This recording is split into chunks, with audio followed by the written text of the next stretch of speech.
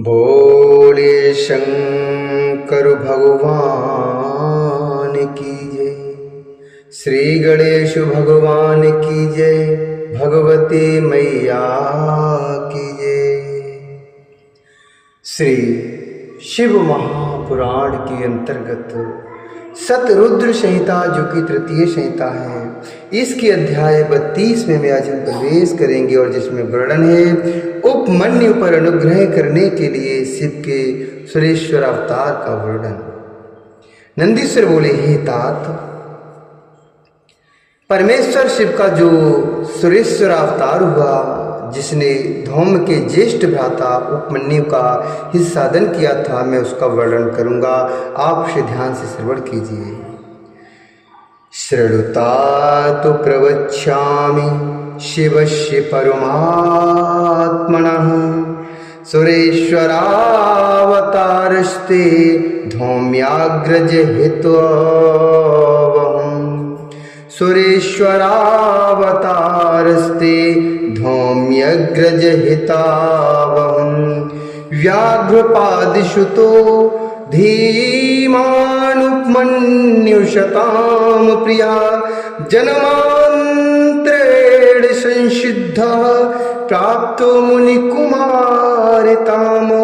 जन्मान्तरेण संसिद्धः प्राप्तो मुनिकुमारिताम्। प्राप्तो मुनिकुमारिताम्। उवाच मातुलग्रहेश मात्रा शिशुरेव हि उपमन्योर्व्याघ्रपाधि स्याद्धरिद्रश्च देवता। नंदीश्वर बोले, हे तात, परमेश्वर शिव का जो सुरेश्वर अवतार हुआ, जिसने धौम के ज्येष्ठ भ्राता उपमन्यु का हिस्सादन किया था, मैं उसका वर्णन करूंगा, उसे आप ध्यान से श्रवण कीजिए। व्याघ्रपाद का उपमन्यु नाम वाला एक पुत्र था, जो परम बुद्धिमान एवं सज्जनों का प्रिय था। वह जन्मांतरीय तपस्या से सिद्ध था और मुनि के पुत्र रूप में उत्पन्न हुआ था। वह व्याघ्रपाद पुत्र उपमन्यु जब बालक था, तभी से अपनी माता के साथ मामा के घर निवास करने लगा। दैव योग से वह दरिद्र था। उसने कभी अपने मामा के घर में थोड़ा सा दूध पी लिया था। फिर दूध के प्रति उसकी लालसा बढ़ गई और माता से बारंबार दूध मांगने लगा। तब पुत्र का यह वचन सुनकर उस तपस्विनी माता ने घर के भीतर प्रवेश करके एक उत्तम उपाय किया। उसने उच्च वृत्ति से एकत्रित बीजों को पीसकर उस आटे को पानी में घोलकर पुत्र को बहला फुसलाकर वह कृत्रिम दूध उसे दे दिया। माता के द्वारा दिए गए कृत्रिम दूध को पीकर वह बालक, यह दूध नहीं है, इस प्रकार माता से बोला और पुनः रोने लगा। पुत्र का रुदन सुनकर कमला के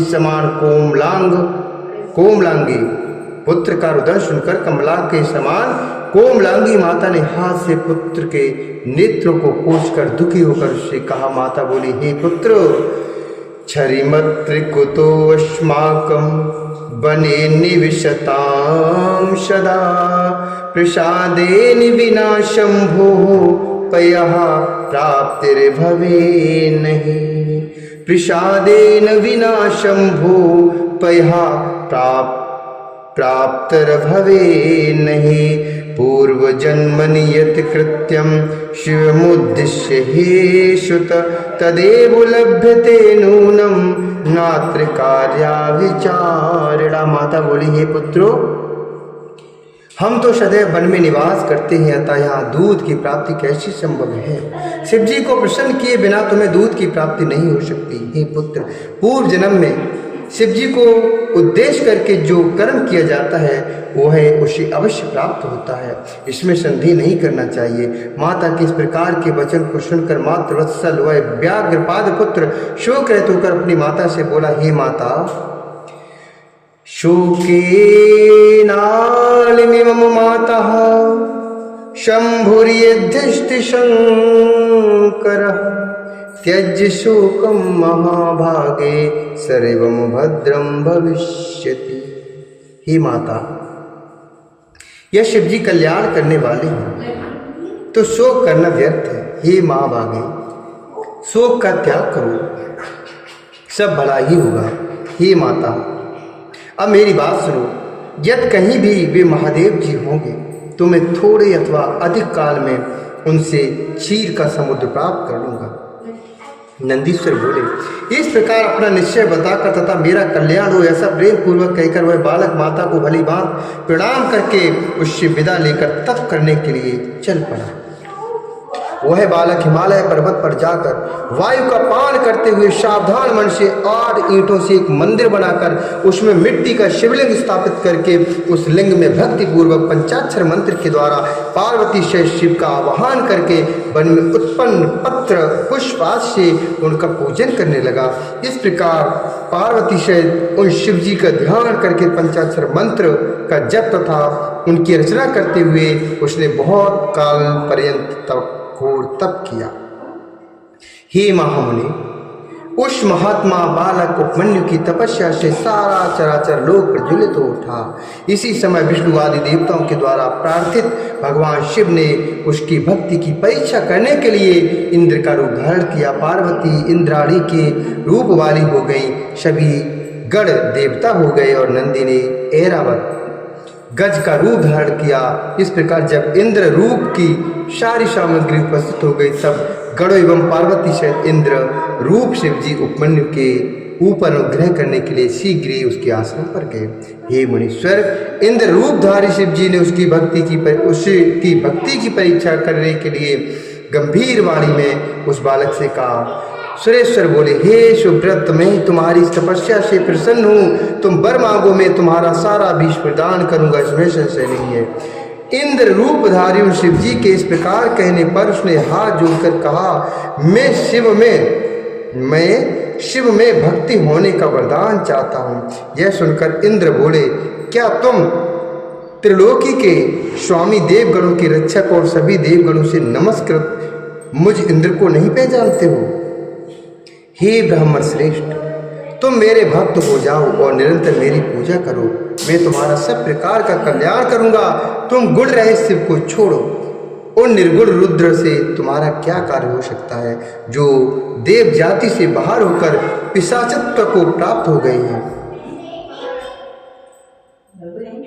नंदीश्वर बोले, यह सुनकर पंचाक्षर मंत्र का जप करता हुआ बालक अपने धर्म में विघ्न उत्पन्न करने के लिए उनको आया हुआ जानकर बोला। उपमन्यु बोले, शिव निंदा में रत तुमने इस प्रकार प्रसंगवश उन देवादिदेव को निर्गुण एवं पिशाच कहा है। तुम अवश्य प्रकृति से परे ब्रह्मा विष्णु तथा महेश्वर को उत्पन्न करने वाले और सभी देवेश्वरों के भी ईश्वर उन रुद्र को नहीं जानते हो। ब्रह्मवादी लोग जिन्हें सत असत व्यक्त अव्यक्त नित्य एक तथा अनेक बताते हैं, मैं उन्हीं से वर मांगूंगा। तत्वज्ञ लोग जिन्हें तर्क से परे तथा सांख्य योग के तात्पर्यार्थ को देने वाला मानते हैं, मैं उन्हीं से वर मांगूंगा। विभु शंभु से परे कोई तत्व नहीं है, वे सभी कारणों के कारण और गुणों से सर्वथा परे हैं, अतः ब्रह्मा विष्णु आदि देवों में श्रेष्ठ हूँ। मैं न तो आपसे, न विष्णु जी से, न ब्रह्मा जी से और न अन्य किसी देवता से वर मांगता हूँ। शंकर जी ही मुझे वर प्रदान करेंगे। बहुत कहने से क्या लाभ, मैं अपना निश्चय बता रहा हूँ कि मैं पशुपति शिव जी को छोड़कर किसी अन्य देवता से वरदान नहीं प्राप्त करूँगा और न ही मांगूंगा। हे इंद्र, आप मेरा अभिप्राय सुने। मैंने आज यह अनुमान कर लिया है कि मैंने जन्मांतर में अवश्य कोई पाप किया है जिससे मुझे शिव जी की निंदा सुननी पड़ी। शिव की निंदा का श्रवण करते ही जो शीघ्र उस निंदा करने वाले का प्रतिकार उसी समय अपना शरीर छोड़ देता है वह शिवलोक हो जाता है। हे सुराधम, अब दूध के विषय में मेरी इच्छा नहीं रही। अब तो मैं शिवास्त्र से तुम्हारा वध कर अपना यह शरीर त्यागूंगा। नंदीश्वर बोले, इस प्रकार कहकर उपमन्यु मरने के लिए तैयार हो गया और दूध के प्रति भी इच्छा का त्याग कर इंद्र को मारने के लिए उद्यत हो गए। तब अग्निहोत्र से भस्म लेकर उसे अघोरास्त्र से अवमंत्रित करके इंद्र के ऊपर उस भस्म को छोड़कर उन मुनि ने घोर शब्द किया। उसके बाद अपने इष्ट देव के चरण युगल का स्मरण कर अपने शरीर को जलाने हेतु अग्नि की धारा करते हुए उपमन्यु स्थित हो गए। ब्राह्मण उपमन्यु के इतना कर लेने पर शक्र रूपधारी शिव जी ने सौम्य तेज के द्वारा उस महायोगी की आग्नेयी धारणा को रोक दिया। उनके द्वारा फेंके गए उस शंकर प्रिय घोर अस्त्र को शिव जी के आदेश से नंदी ने बीच में ही पकड़ लिया। तदनंतर भगवान परमेश्वर ने उन ब्राह्मण के समक्ष मस्तक पर द्वितीय का चंद्र धारण किया हुआ अपना स्वरूप प्रकट किया। सर्वसमर्थन प्रभु ने हजारों दूध के, हजारों दही आदि के तथा हजारों अन्य भक्ष्य भोज्य पदार्थों के समुद्र ने दिखाए। इसी प्रकार उन शंभु ने देवी पार्वती के साथ बैल पर सवार होकर त्रिशूल आदि आयुधों को हाथ में धारण किए हुए गणेश के सहित अपना रूप भी उनके समक्ष प्रकट किया। उस समय स्वर्गलोक में धुंधुमियां बजने लगी, आकाश से फूलों की वृष्टि होने लगी तथा ब्रह्मा विष्णु आदि देवगण की उपस्थिति से दशों दिशाएं ढक गईं। उसके बाद उपमन्यु आनंद सागर से उठी हुई लहरों से मानो घिरे से हो गए और भक्ति से विनम्रचित होकर शिव जी को दंडवत प्रणाम करने लगे। इसी समय भगवान शिव जी ने मुस्कुराकर उपमन्यु को आओ आओ इस प्रकार बुलाकर उनका मस्तक छूकर उन्हें वर प्रदान किया। शिव जी बोले, हे वत्स वत्सोपमन्यो तुष्टोऽस्मि त्वदाचरणतो वरातो दृढ़ भक्तो वशी विप्ररेशे मया जिज्ञासितो अधुना। शिव जी बोले, हे वत्स, हे उपमन्यु, मैं तुम्हारे श्रेष्ठ आचरण से प्रसन्न हूँ। हे विप्रेश, हे विप्रशे, अब मैंने परीक्षा कर ली है कि तुम हमारे दृढ़ भक्त हो। तुम्हारे मुझ में इसी प्रकार की भक्ति बनी रहेगी, तुम्हारे सभी दुख दूर हो जाएंगे और तुम सदा सुखी रहोगे। अब तुम सर्वदा अपने भाई बंधुओं से स्वेच्छापूर्वक बच्छादि भोगों का भोग करो। हे महाभाग्यवान उपमन्यु, ये पार्वती तुम्हारी माता है। मैंने आज से तुम्हें अपना पुत्र मान लिया, तुम सर्वदा कुमार बने रहोगे। हे महामुनि, मैंने प्रसन्न होकर दूध दही घी एवं मधु के हजारों समुद्र तथा भोज बच्छाद पदार्थों से पूर्ण हजारों समुद्र तुमको प्रदान किए। तुम उन्हें प्रेम पूर्वक ग्रहण करो। मैं तुम्हें अमृत तथा शाश्वत गाढ़पत्य भी प्रदान करता हूँ। मैं महादेव तुम्हारा पिता हूँ तथा ये जगदम्बा तुम्हारी माता है। अब तुम अन्य मनोवांछित वरों को भी प्रेम पूर्वक मांगो। तुम अजर अमर दुख से रहित यशस्वी परम तेजस्वी दिव्य ज्ञानी तथा महाप्रभु हो जाओगे। इसके बाद प्रसन्नचित होकर शिव जी ने उनके घोर तप का स्मरण कर पुनः मुनि उपमन्यु को 10 दिव्य वरदान, पाशुपत व्रत, पाशुपत ज्ञान, व्रत योग, भाषण अभिक्षमता, दक्षता तथा अपना पद भी प्रदान किया। इस प्रकार वरदान देकर उन्हें अपने दोनों हाथों से पकड़कर उनका मस्तक छूकर यह तुम्हारा पुत्र है ऐसा कहकर महादेव जी ने उन्हें पार्वती को समर्पित कर दिया। देवी ने यह सुनकर उनके सिर पर प्रेम पूर्वक अपना कर कमल रखकर उन्हें अक्षय कुमार पद प्रदान किया।